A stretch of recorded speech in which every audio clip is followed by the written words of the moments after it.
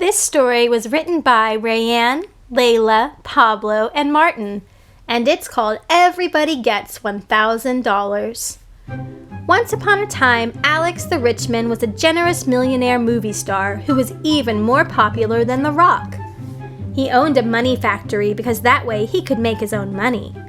He wanted to give away $1,000 to everybody in Austin because he didn't know what to do with all that money.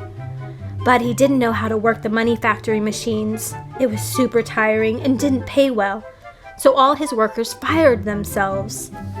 Then he hired 50,000 homeless workers to work in his factory and paid them $10,000 an hour.